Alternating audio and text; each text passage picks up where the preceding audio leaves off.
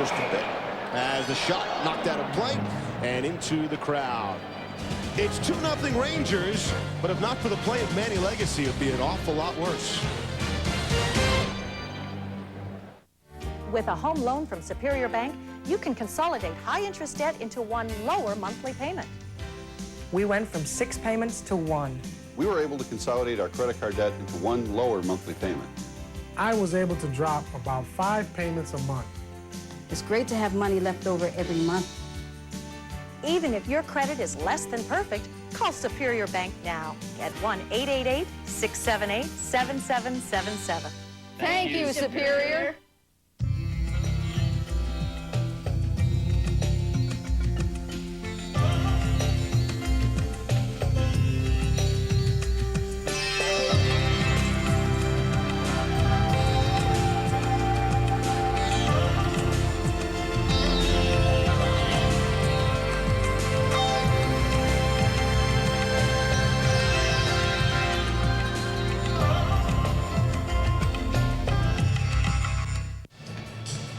There was a written report that Wayne Gretzky politely declined the Kings' invitation to have a special ceremony tonight honoring him, a video program up on the message board.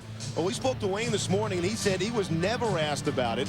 About 2 months ago, he got a letter from a marketing company that is producing 6 commemorative coins that are honoring 6 special Kings this season, the final season at the Forum.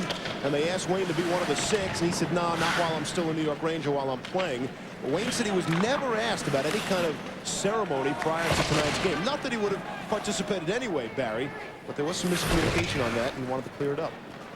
No, Wayne's a big believer in not doing stuff like that while he's still playing. He doesn't want to be thought of as a retired player. Kings also wanted to retire his sweater, and he doesn't want that to happen until he retires. So let's hope those things don't happen for a long time, because this guy still, as you saw with that play in the first period, he can still do things that nobody else can do, and we got to enjoy it while we can. So me being the reporter that I am and talking with GM Dave Taylor, I said, all right, if Gretzky wasn't one of the 6 on the coins, well, who got the 6th coin? Now there's a free coin.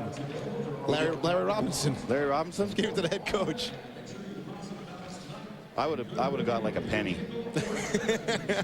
In the grand scheme of things? Yeah. We did check your career numbers as head coach here, Barry. But your playoff numbers are much better. That's all. That's the only numbers that matter. Get your team ready for the playoffs. Back behind the net, rolled around for Steve Duchesne of the Kings. That President's Trophy is one of the ugliest trophies in the NHL anyway, so just get your team ready for the playoffs. Back behind the net, there's Gretzky. Tried to center in front. It was knocked away. Stevie's tried that twice now, and he's just caught the defenseman's skate, so one of these times that'll go through the legs, and Ranger will get a great shot in front of the net. It'll happen sooner or later. Don't kid yourself. It'll go through there. At center, here come the Kings now. Trying to make the move was Glenn Murray. Had a couple of goals last night. And their loss at San Jose 5-4. Well, you know, picking up the puck is for special occasions after you score a goal. We asked Wayne about it tonight. If I score tonight, it'd be my last goal here for sure. I'll definitely pick it up, and I'll definitely put it away. All those things to me are keepsakes. My dad loves to bring kids through his house. And I picked up the puck in Toronto and kept the stick because I felt that might be my last goal in Maple Leaf Gardens. To me, it's the greatest place in hockey to play. And it's a thrill for anyone to get a chance to play there. And tonight, if I score, I'll definitely keep the puck, and I'll definitely let my dad show it off. Back inside the New York zone, 7 minutes to play here in the second period. Wayne's gone off for a breather as the Kings control inside their own zone. We talked to Wayne. I don't know if it was because you were in the room or not, Barry. He was as forthcoming and honest as I have ever seen him in talking to ESPN tonight. Well, his collection of memorabilia has to be worth more than the economy of third world countries. It's just phenomenal what he's got, the things he's accomplished. They're all in his dad's house in Brantford, so just an amazing collection of things this guy's accomplished. Mertzig trying to get the shot from the point. Spin around, score! Did Graves tip it in by the side of the net? It's 3-0 New York Rangers. Well, this is a lucky goal for the Rangers.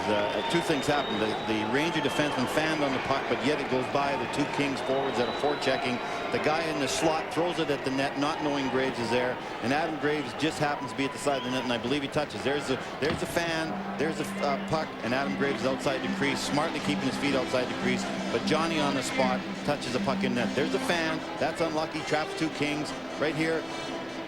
Harvey throws the net. He doesn't see Graves there, and Graves just tips it in. So that's the bad luck the Kings are talking about. Yeah, they made a couple mistakes defensively, but the Rangers got a couple lucky breaks in that goal also.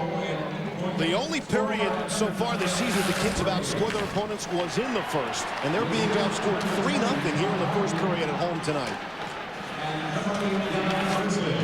Matt Johnson trying to pull away from the check. Can't do it. LePerriere for Los Angeles. The Kings come in winless in their last 5 games. The Rangers with just 1 win in their last 5. LePerriere throws the check, trying to fire up this big crowd tonight in Los Angeles. And they're scuffling back behind the play, but no whistle. Play is allowed to continue on as 2 players remain hooked up back behind the Ranger net. Here's McCrane from the side, sweeps it through the crease. And only now do Tikin and LePerriere separate. Now they're back at center, but they're still yapping at each other. And play is allowed to continue on. LePerriere is trying to out-Tikin and that's what Tikin does to other teams. But obviously the Kings are very frustrated. Down 3-0. They haven't been winning. And LePerriere and Matt Johnson are out there to try and stir them up, to get some excitement, to make somebody mad. The fans, anything. And LePerriere and Tikin were going at it way behind the play. One linesman went back and watched them two. Referee didn't blow the whistle. Very smart play.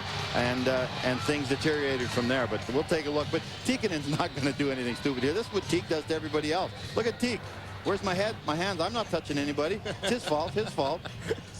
So actually, LePerriere instigated this, and I'll be surprised if he doesn't get the extra 2 minutes. Very rarely someone deserves an extra 2 minutes against Teak, but I think in this case, LePerriere definitely is trying to stir things up. And big Kevin Stevens comes in and says, hey, leave my buddy alone. Well, this Saturday, it's not just any Saturday, Barry. As you know, it is Showdown Saturday, Week 12 of the ESPN game plan. If you haven't sampled it yet, this is the Saturday to do it. The BCS, the Bowl Championship Series, the rankings at stake. And look at all the key matchups for you, including #1 Kansas State taking on 23rd ranked Missouri, USC and UCLA ranked #3, and Florida State. And you'll know that all 3 of those games are at the same time. So you can't see them all without the ESPN game plan. So call DirecTV, Primestar, Dish Network, or your local cable company to order. And get involved in the BCS and the pay-per-view game plan on ESPN. Well, I think the LA Kings got away lucky here. It looks like it's going to be coincidental penalties, so no one's going to have a power play. But it was definitely LePerriere was out there to spark his team. That's how he plays. That's why they got him. And right now, the LA Kings are a very flat team, Steve, and they need somebody to spark them. They need a good play. They need a fight. They need a great save by Legacy to give them some spark and get them back in the game. That last goal was Graves from Harvey and Mertzig, even strength of 13-28, giving New York the lead.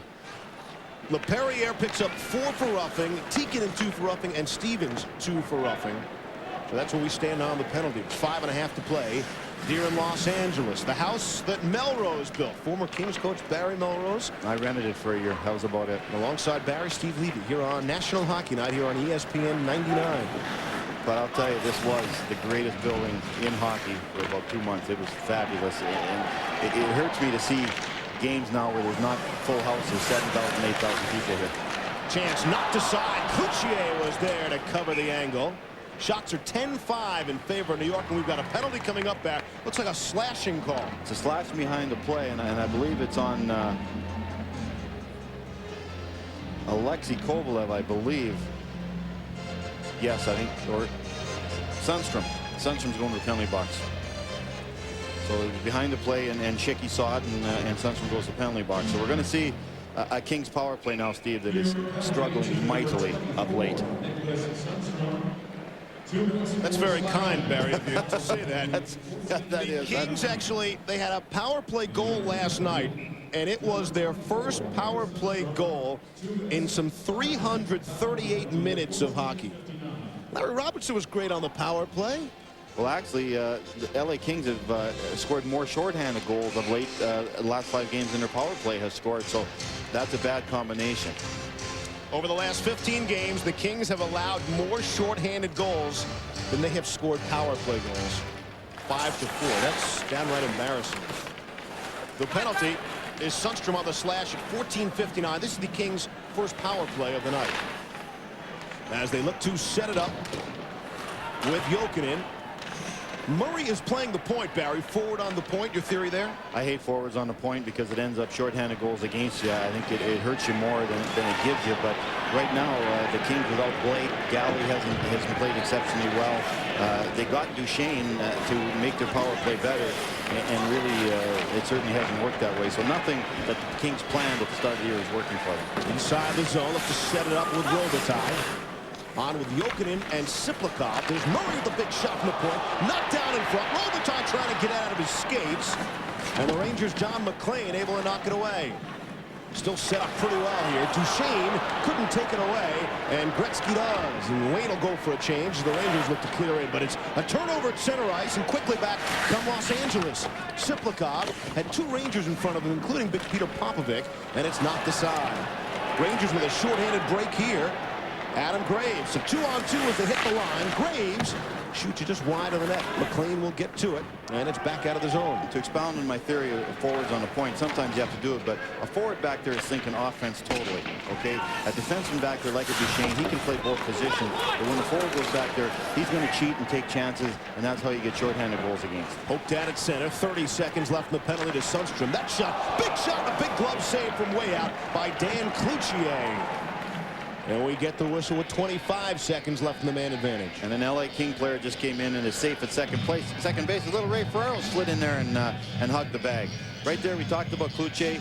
Watch him vision the puck there. He's focused on the puck. Good quick shot. Puck's rolling, so you don't know what it's going to do. But he's out above the crease, and again, that's what you want to see your young goalies to do. If he's back in the net, that could be a tough save to make. We talked about Alexei Kovalev. I think he's having one of the best periods I've seen him have in a long time. He's not only getting some offensive chances, drawing a penalty, he's also showing some smarts here. Murray shoots the puck, breaks the defenseman's stick. Now you want the stick in the hands of a defenseman. Much more important for a defenseman to have a stick. Alexei gives Leach his stick. Smart play by Alexei. He's on a roll tonight. This is career game 401 for Alexei Kovalev. That shot from the angle and a good kick save by Cloutier. Pretty impressed by Cloutier in terms of the angles and his positioning, at least early on here in the game. For a goaltender, a young goaltender doesn't play very much. It's really tough because he knows that he might not play again for 10 games if he comes in and struggles. So there's even more pressure on a goaltender that knows that every game might be his last. Back behind the net. You saw the power play numbers. Now the power play is over. 27th in the NHL. That's bad right there. That's dead last. Only 27 teams. 8% will do that for him. Well, with numbers like that, you're not looking to score. You're just looking to get a shot. At center. Baby steps, one step at a time. 3-on-2 Rangers as they hit the line. Tikkanen for Samuelson. Gets it back now. Try to center. Gretzky is back behind his net. Gets it to him. Backhand shot goes wide of the net. The Ranger taken down hard. It was Sundstrom. Gets the puck back. Gets the shot. It's blocked. And the Kings will clear. And it goes right into the Ranger bench. The exact same pass I talked about. This time it got through and Sundstrom got the good scoring chance. Right through the defenseman's feet. 2:18 to go here in the first. With that goal, Adam Graves now 17th on the Rangers score.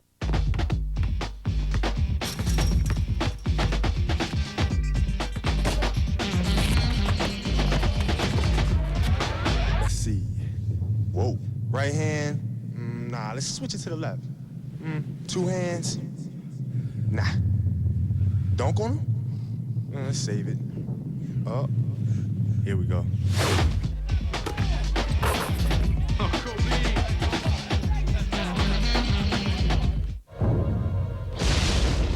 We spent last Saturday night at the Bates Motel.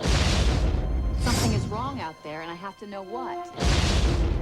Whenever possible, I want to see you.